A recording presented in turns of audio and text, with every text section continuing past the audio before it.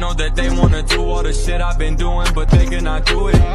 I went through my city, my gang rolling with me, no time to stop. Guys, day 3 আমরা চলে এসেছি। বড় ভাই চলে এসেছে, বড় ভাই, ছোট ভাই এবং বড় ভাইয়ের বড় ভাই।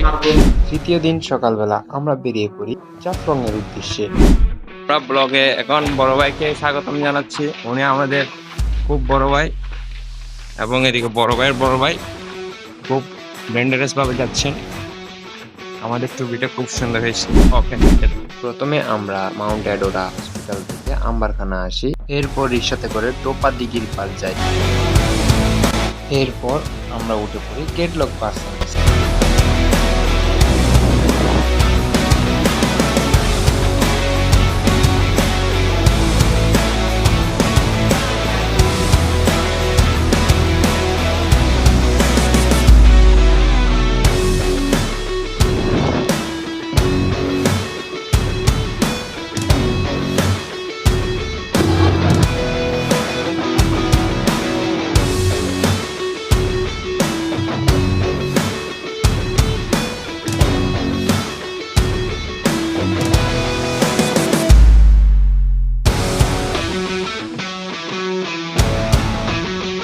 রাস্তার পাশে চা বাগান, হাওর এবং মেঘালয়ের পাহাড় দেখতে দেখতে আমরা পৌঁছে যাই জাফলং।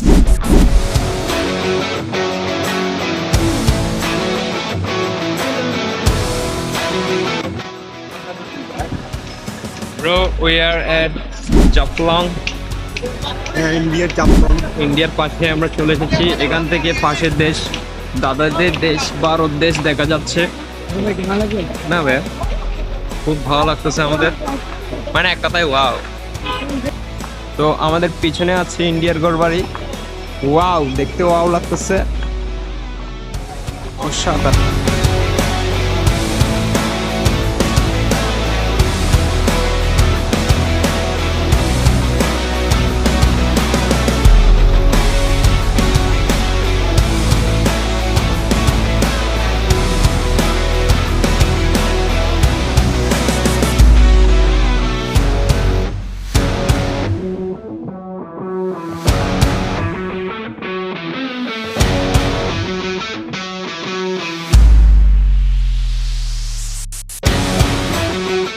আমরা নিচের দিকে নামতে থাকি আমাদের নৌকায় ওঠার জন্য।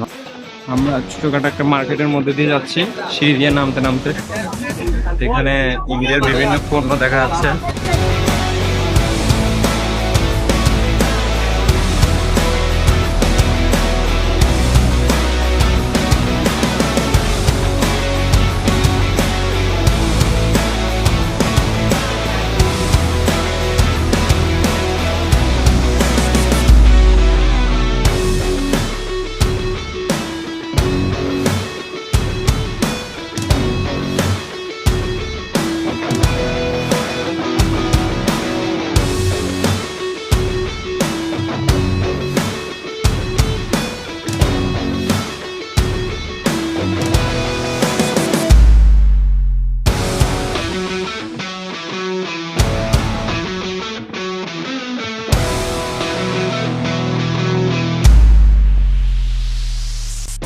এখন আমরা যাচ্ছি কাশিয়াপাড়ায়।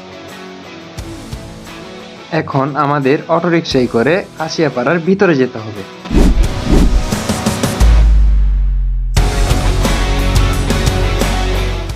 মনোমুগ্ধকর দুপাশে সবুজ গাছগাছালি, দুপাশেই রয়েছে সুপারি বাগান এবং পান পাতা। কাশিয়াপাড়ায় প্রত্যেকটা বাড়ি প্রায় একই নিয়মে তৈরি করা। আমার দেখা খাসিয়াদের ঘরের মধ্যে সবচেয়ে সুন্দর ঘর হচ্ছে এটি। খাসিয়ারা হচ্ছে মূলত একদল উপজাতি। খাসিয়ারা মূলত ভারত এবং বাংলাদেশ উভয় দেশের নাগরিক।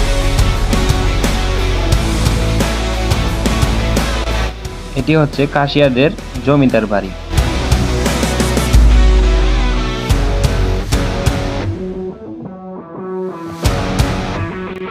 এটি হচ্ছে সুপারি বাগান এবং পান বাগান।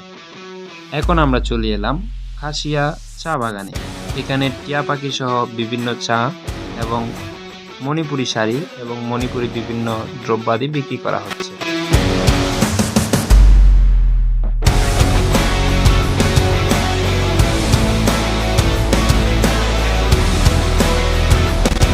আমরা আসার সাথে সাথে আমাদেরকে একটি চা টেস্ট করার জন্য দিল। চাটি চেয়ে আমরা বুঝতে পারলাম না এটা কি। এক কথায় অসাধারণ চা। অল্প কিছুক্ষণ চা বাগানে ঘোরাঘুরি করার পর আমরা চলে এলাম মায়াবী ঝর্ণার উদ্দেশ্যে।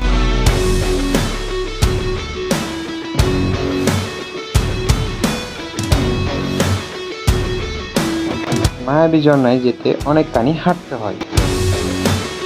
এখানেও ভারতের বিভিন্ন পণ্য বিক্রি করা হচ্ছিল। অবশেষে মায়াবী ঝর্ণায় পৌঁছালাম, আর এখানে এসে মনটা খারাপ হয়ে গেল। ঝর্ণা থেকে পানি পড়ছিল না, তাই আমরা এখান থেকে তাড়াতাড়ি চলে আসলাম। এখন আমরা আছি জাফলং 0 পয়েন্ট। এখানে ভারত এবং বাংলাদেশ দুই দেশেরই পতাকা দেখা যাচ্ছিল। ভারতীয় পর্যটকও ছিল। ব্রিজটির নাম হচ্ছে মেঘালয়ের রানীকর ব্রিজ। বাংলাদেশে এই নদীর নাম জাফলং নদী, আর ভারতে এই নদীর নাম ডাউকি নদী।